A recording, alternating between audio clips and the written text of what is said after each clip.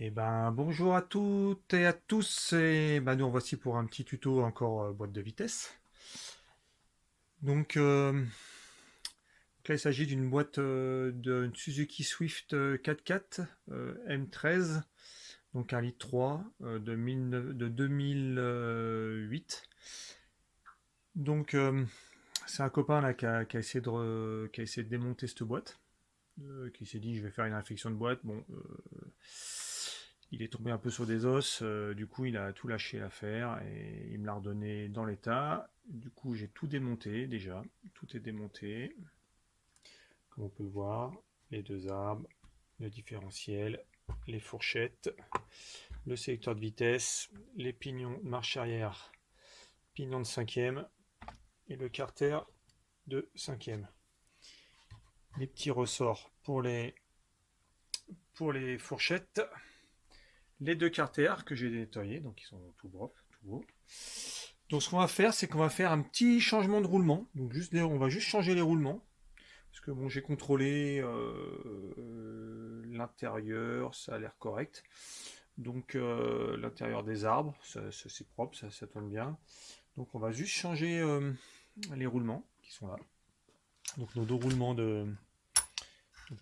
de différentiel, c'est les plus gros. Les roulements d'arbres secondaires ou arbres intermédiaires et les deux roulements d'arbres primaires. Donc ce que je vous ferai, puis on changera aussi les joints spi joints d'entrée de boîte, joint entrée embrayage là, et les deux joints spi arbre cardan boîte. Et ce que je vais vous faire aussi en même temps, c'est que je vais vous faire une petite explication sur les synchroniseurs, sur les arbres, la composition des arbres, avec une petite explication, et puis en même temps on fera un petit contrôle de l'usure des bacs de synchro qui se fait avec un jeu de cale. Et bah voilà, et je vous retrouve tout de suite.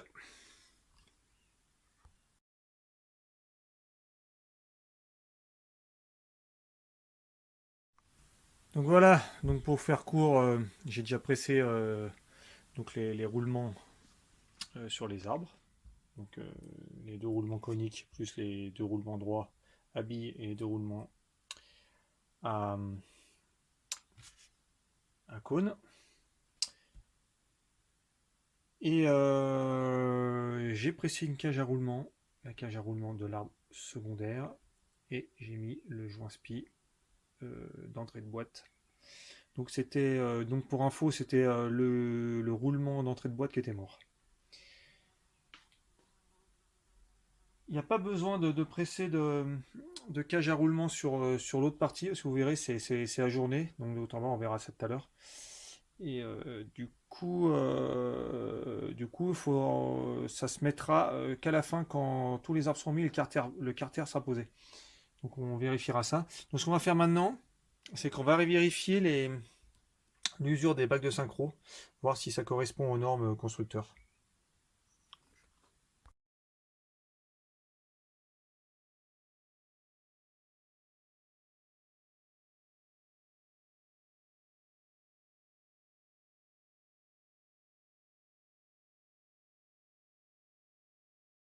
Ce qu'il faut savoir, c'est que quand vous démarrez un moteur, les bacs de synchro, les synchroniseurs tournent en même temps que les arbres. Les arbres tournent tout le temps, puisque tant que vous embrayez pas, euh, les, les, les arbres tournent.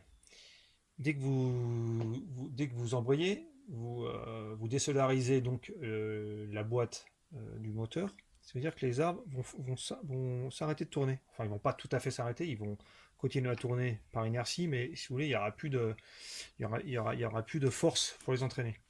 Ce qui fait que au moment où vous allez embrayer et que vous allez tout doucement passer votre vitesse, et ben la bague de synchro, elle va venir, le synchronisateur va venir en, en pression sur sur le pignon, donc sur le pignon qui va tourner, et tout doucement, par frottement, par friction, puisque c'est conique, ça va entraîner en même temps, donc l'arbre va tourner,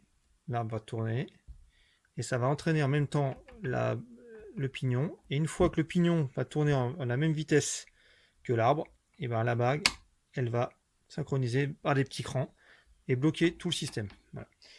Et du coup, là, vous avez une vitesse enclenchée. En l'occurrence, ici, c'est la 4e. Donc voilà, c'était pour info. Donc à un moment donné, si vous n'arrivez pas à passer votre vitesse, ça veut dire que vous passez votre vitesse, mais quand vous accélérez, vous avez l'impression que ça patine dans la choucroute. Ça veut dire que en fait, la bague de synchro, en fait, c'est même pas quand vous allez passer votre vitesse, c'est quand vous allez commencer à passer votre vitesse, ça va craquer. Ça va... Ce qui veut dire que, en fait, quand votre bague de synchro, elle va commencer à se mettre en action, elle va être, si elle est usée, et ben en fait, la friction ne va pas se faire. C'est-à-dire que la bague de synchro va tourner, mais ça ne va pas entraîner le pignon dans un premier temps. C'est-à-dire que le pignon ne va pas tourner, ne va pas se mettre à tourner, et du coup, s'il ne tourne pas, une fois que vous allez aller à fond, enclencher votre vitesse, ça va craquer, puisque le pignon ne tournera pas en même temps, à la même vitesse que la bague de synchro, que le synchroniseur, on peut dire. Ça veut dire que cette partie jaune, c'est cette partie en laiton qui est en friction, est usée.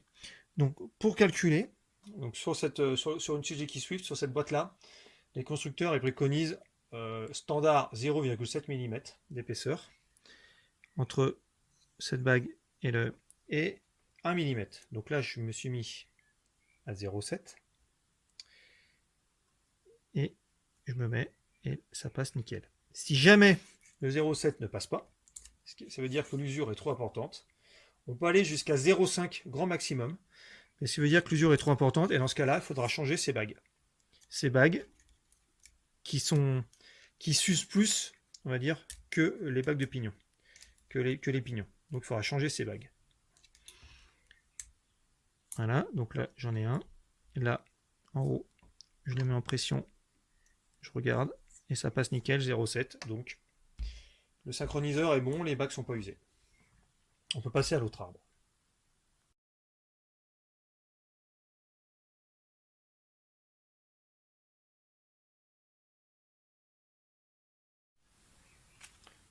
Donc pour l'autre arbre, pareil, on a notre synchro, on a notre pignon de deuxième, ici notre pignon de première. On va vérifier le calage. Voilà, voilà, je suis bien, je suis en pression. Et là, je suis en pression. Ah, j'arrive vraiment. Non, ça va. 0,7, c'est vraiment pile poil. Voilà. Donc impeccable. On vérifie ici ça fonctionne. Ça se déclenche bien. Voilà. On en profite aussi pour mettre un petit coup de soufflette dans l'arbre.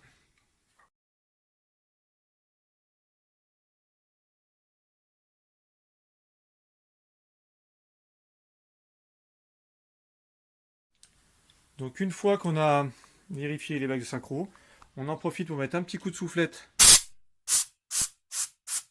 dans les trous qui sont faits pour. Et vous voyez, ça sort. On voit bien ici là. On voit bien là. Attendez, je pose l'appareil. On voit bien ici. Là, si on regarde bien, quand je souffle, vous voyez, ça sort de l'huile. C'est normal. Et tout de long, on vérifie dans les synchros. Il y a des petites bulles qui se mettent. Donc, c'est que c'est bon. C'est pour enlever, si jamais il y a de la saleté qui a obstrué les trous de lubrification de l'arbre. Là, c'est pareil. On voit des petites bulles qui sortent entre les. Donc, c'est bon. Impeccable.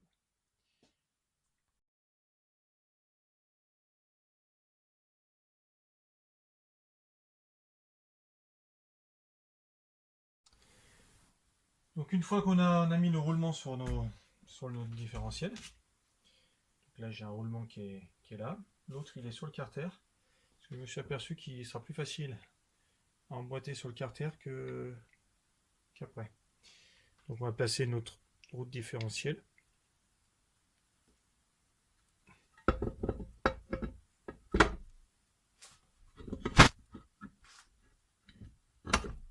Voilà. Voilà. Donc vous avez vu, le roulement, il rentre à la main sans taper. Ah bon, c'est comme des boîtes assez fragiles. Et là, on voit bien que ça tourne nickel.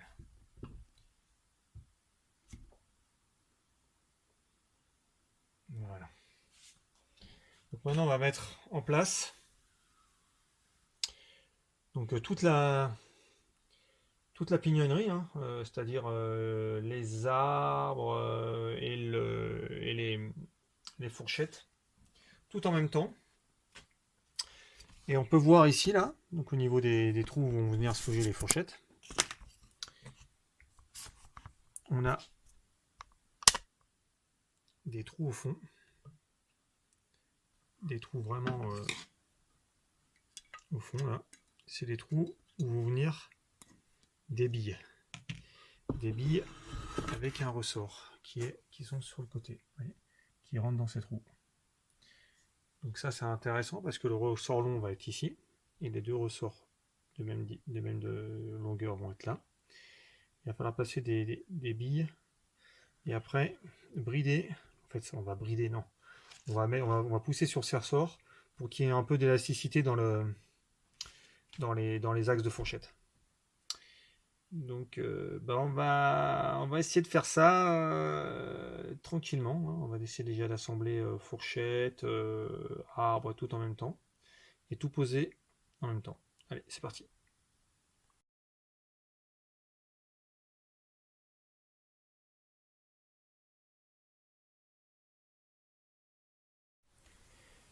Ben voilà, on a du coup, voilà. Donc j'ai remis les deux avec les fourchettes sur chaque synchroniseur. Maintenant, on va le mettre dans. Alors, il faut faire attention aux joints spi de ne pas l'abîmer. On rentre les fourchettes dans les trous. Voilà. Alors là, on peut voir que le roulement, il n'est pas posé, c'est normal. On va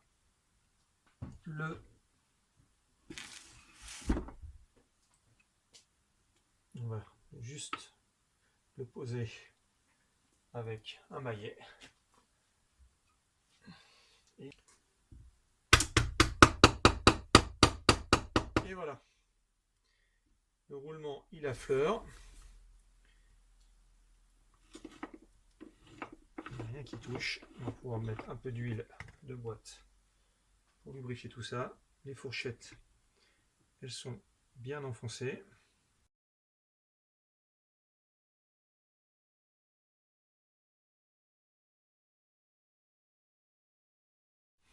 Bon, avant de brider les fourchettes, les axes de fourchette, on va poser donc la fourchette de marche arrière et de cinquième. Qui se met comme ça. Voilà, donc elle est bien en face. Là, vous avez le sélecteur. Ça, c'est pour la cinquième. Et ça, c'est pour la marche arrière. Voilà. Donc on va reposer le pignon de marche arrière. Donc là, on va s'insérer le petit ergot. Faut pas oublier, si jamais vous le démontez. Donc là, j'ai laissé la vis qui va aller sur le carter. Donc la rondelle en plastique. On pose l'axe. On s'assure que la fourchette elle va dans. Hop, et elle rentre ici dans l'axe. Dans cet axe. Là, ça rentre. Il est bien positionné. Et je visse.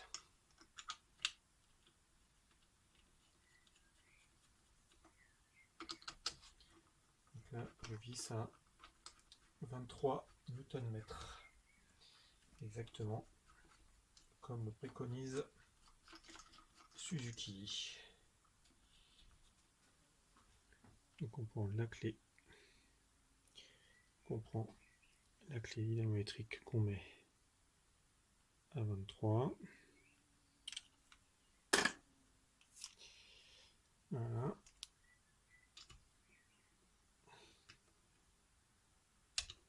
Douille de 12 et doucement on va venir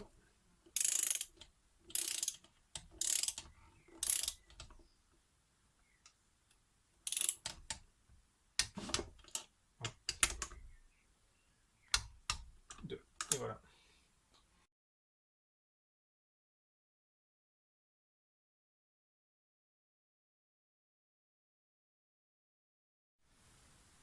Donc une fois qu'on a remis tout le système là, donc les fourchettes, on huile un peu, on balance un peu d'huile de boîte. Et puis on va remettre le carter, donc le carter mécanique sur le carter d'embrayage. Donc on regarde bien. Donc on met un petit filet de joint plat. Je ne saurais, à chaque fois je le dis, donc c'est de la. Moi je prends de la Lautite SI 5980 spécial plan joint. Donc ça résiste à l'huile, donc c'est bien. Et puis on insiste bien sur le. Donc on insiste bien donc sur le bas, là où il y a l'huile qui stagne. Donc on insiste bien sur le joint, là, en faisant bien le tour, on en met un peu plus pour éviter que ça fuit après. Voilà, ça fuit au niveau du carter. Allez, c'est parti. On va mettre là. Hop. On évite de toucher le joint. Et c'est parti. Alors, il faudra bien noter.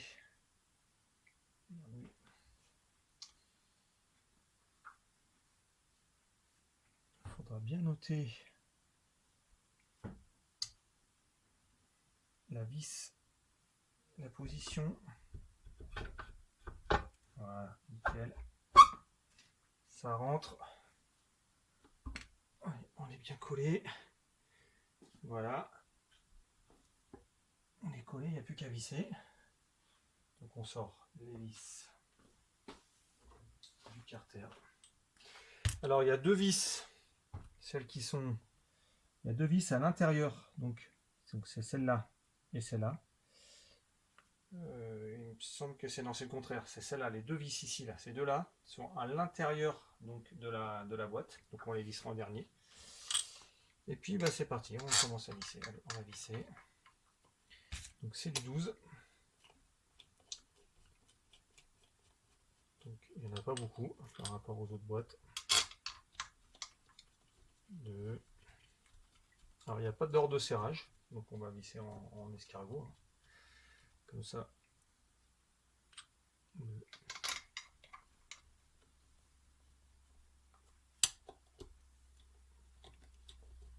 3.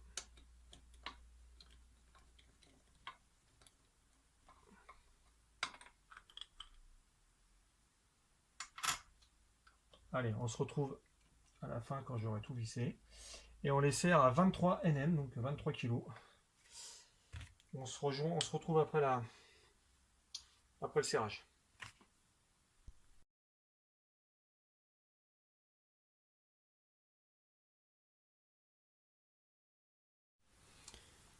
Donc une fois qu'on a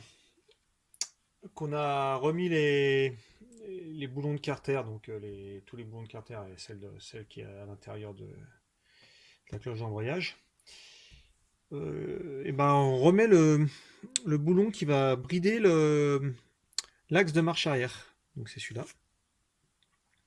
Donc on va le remettre. Donc il faut bien aller avec un petit tournevis s'assurer que le trou de l'axe est là. Et une fois qu'il est mis, qu'il est en face, on met un petit frein filet sur la vis. Alors moi j'ai pris du faible. Et on visse. Donc il doit y avoir un joint cuivre ou un joint aluminium qui doit venir Et on serre le tout à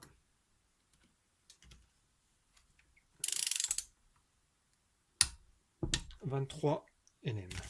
Ah, donc maintenant, on va s'attaquer à la fourchette de cinquième, donc pignon de cinquième, pignon qui va faire le lien entre la cinquième et l'arbre secondaire. Et bon, on se retrouve tout de suite.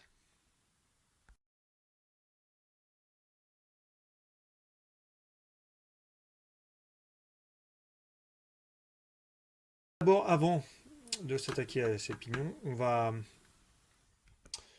mettre là donc les billes avec les ressorts. Donc les billes avec les ressorts sont ici. Les billes, les ressorts. Voilà. Alors les ressorts, ils ont une cote.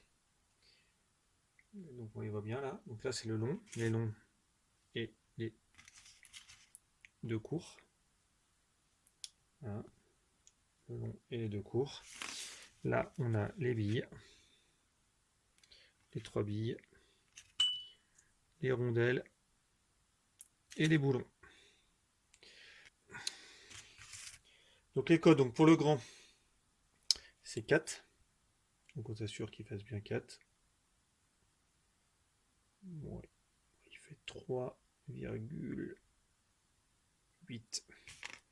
Et les petits doivent faire 2,5. Là, je suis pas mal parce que je suis un petit peu au-dessus. Je suis à 2,55. Pour celui-là. Celui-là, je suis à 2,55 aussi. Donc c'est bon. Et bien il n'y a plus qu'à les mettre. Donc on pose une bille. Premier bille. Boulon. Bille. Ressort. Donc là, long ressort au milieu. Donc long ressort au milieu. Bille. Ressort court. Voilà. Après, fin filet sur les boulons.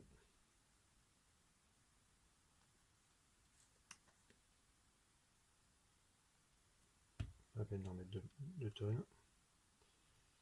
Fin filet sur les boulons. Donc, du 14. En fait, ça sert à rien, il n'y a aucune contrainte.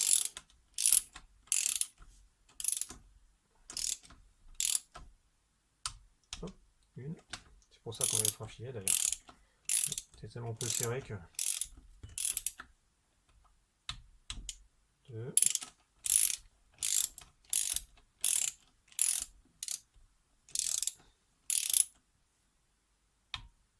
3. Ben voilà.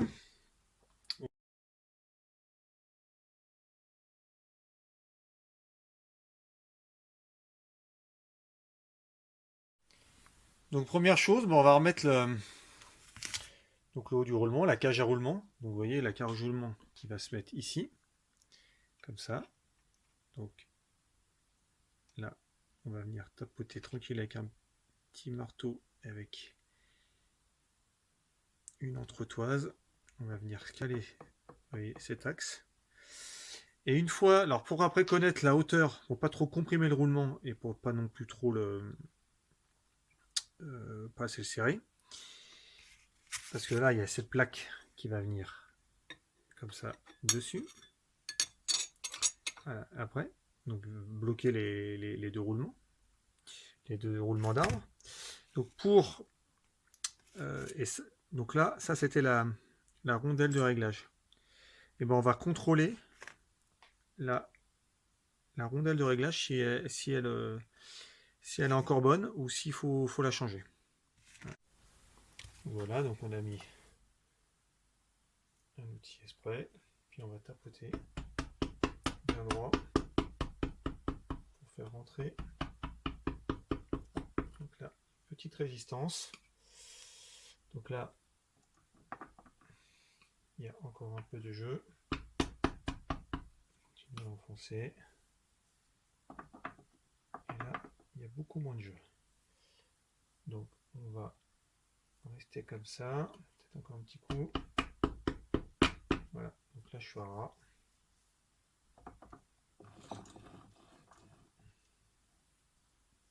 Ok. Si je mets ma bague.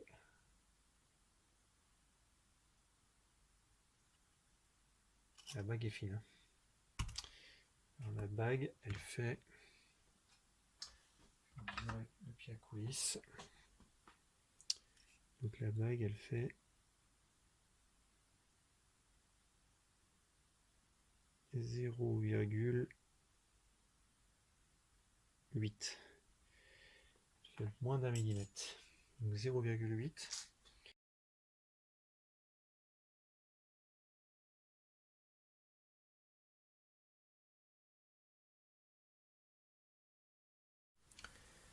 Donc voilà, donc j'ai renfoncé donc mon roulement à fond pour plus qu'il y ait du tout de jeu. Maintenant je vais mesurer là. Donc j'ai une cale qui fait 0,8. Donc je la pose. Là, je pose une règle dessus et logiquement, je dois pouvoir passer très bien une cale, enfin une lame de 0,2 mm. Là, je suis très large. Je vais même enfoncer un peu plus. 0,2, c'est le top. Hop, j'appuie bien. Et là, je peux encore l'enfoncer un peu. Je vais voir si je peux jouer un peu dessus encore. Donc, je me sers de l'ancien roulement que je place dessus.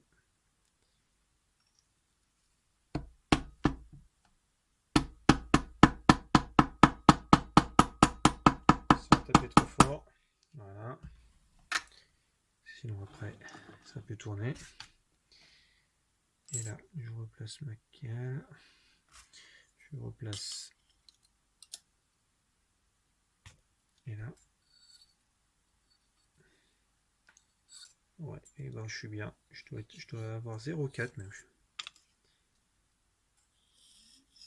Là, c'est pas mal. Donc là, impeccable. Donc, il n'y a plus qu'à remettre le couvercle.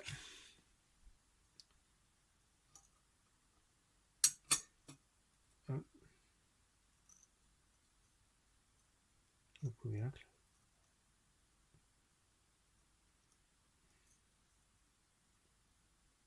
Et les vis qu'on monte au frein filet.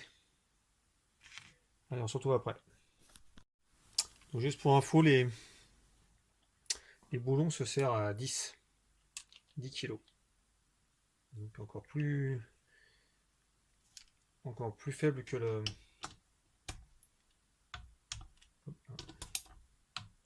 2, 3, 4, 5 et la dernière, je sais pas pourquoi ils ont mis un. Il y aura une raison. C'est une empreinte 6 pans là, à laine. Et voilà, tout ça au frein filet.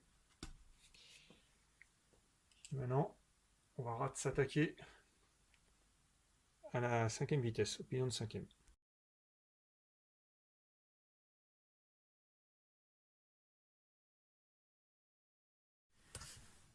Voilà donc le reste, donc le pignon de 5e, donc le synchroniseur de 5e, avec sa poulie donc, qui va aller sur la primaire.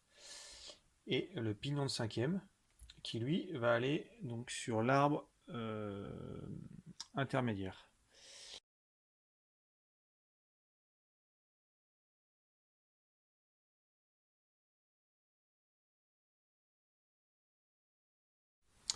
Donc une fois qu'on a mis la cage à aiguille et qu'on l'a graissé, on va mettre le pignon, donc le pignon de 5e sur l'arbre intermédiaire, donc celui-là qui est derrière là.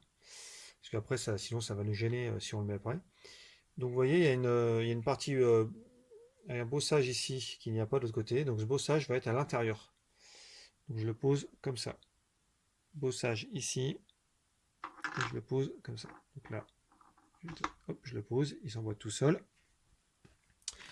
Là, je vais poser du coup mon pignon de 5e entièrement avec donc le pignon de 5e avec la plus là. Voilà.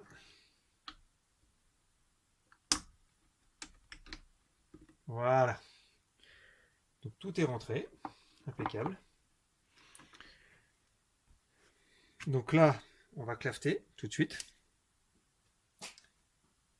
Avec cette petite clavette. Donc,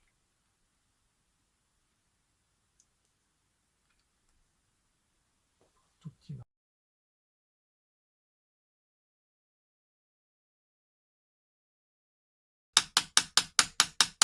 Et voilà. Maintenant, ça bougera pas. On vient bien à ras.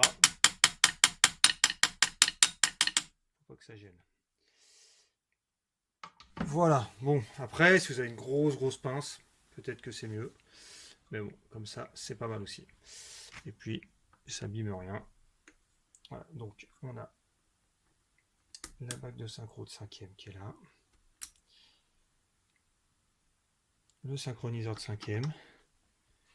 On va essayer de le lever. Ça peut peut-être pas être évident. Là. Donc là, il n'est pas enclenché. Il peut tourner librement. Je fais tourner l'autre axe. Alors, maintenant, le but, ça va être de visser ce boulon là, ce boulon sur donc l'arme intermédiaire sans faire tourner les arbres. Donc ce qu'on va faire, surtout qu'il faut le serrer à un certain couple, ce qu'on va faire c'est qu'on va insérer une tige de cuivre ou alors un bout de chiffon pour bloquer tout simplement l'engrenage. Donc avant de bloquer le tout et remettre l'écrou, on va remettre le plateau, donc le plateau qui vient là, qui vient empêcher les petites lamelles de sauter, les petites lamelles du synchroniseur. Et on va remettre le circlips. Alors le circlips, il y a un sens dans c'est un peu arrondi, bon, faut vraiment le voir. Il y a la partie arrondie va vers le bas. Donc, je prends la pince à circlips et la partie arrondie va vers le bas. Voilà.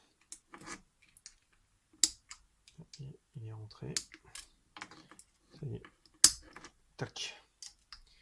C'est rentré. Donc, là, on peut voir.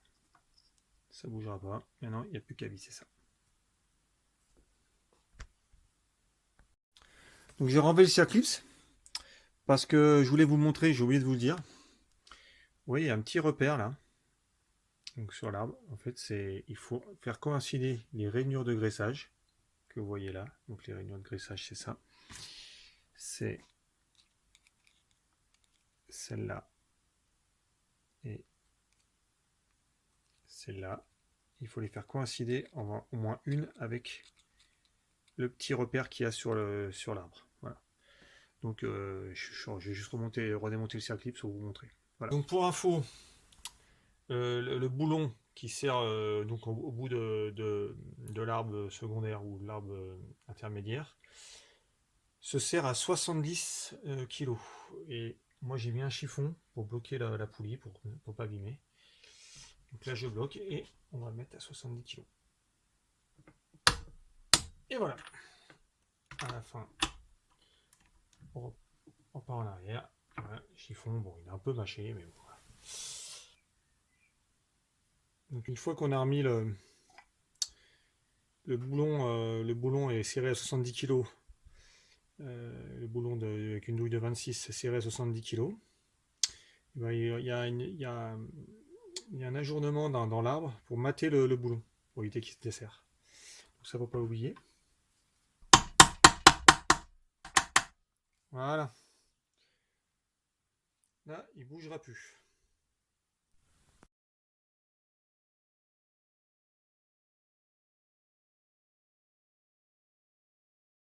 Donc voilà, on va replacer le sélecteur de vitesse. Donc on s'assure que tout est au point mort, hein, toutes les trois,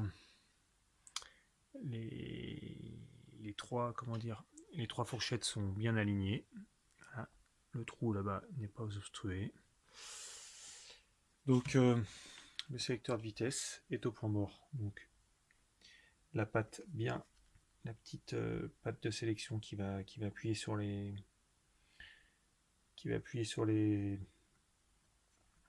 fourchettes est bien au milieu. Et on va le mettre. Donc à défaut de joint papier, moi j'ai mis un joint plat, hein, puisque de toute façon le sélecteur est en haut, donc il n'est pas noyé dans l'huile, donc il n'y a pas de souci. Puis bon, ça le fait très bien, hein. Et ben on va poser tout ça. Allez, c'est parti.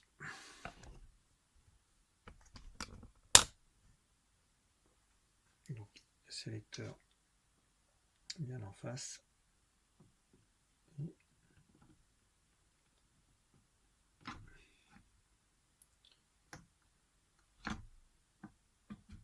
Voilà. Et c'est parti.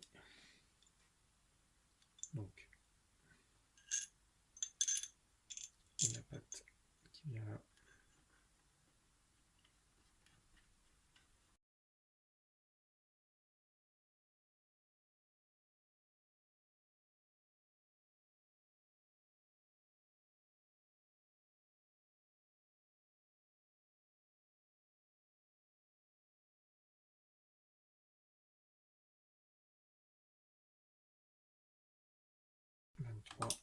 C'est là, ça sert à rien. Et voilà.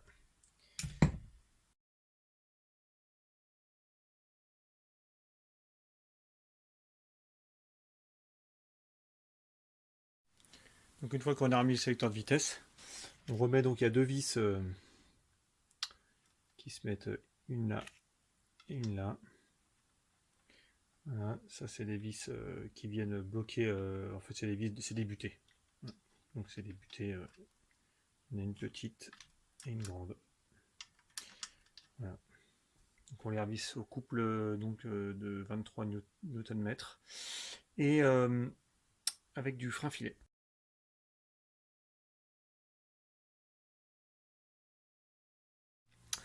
Donc voilà, la boîte elle est finie.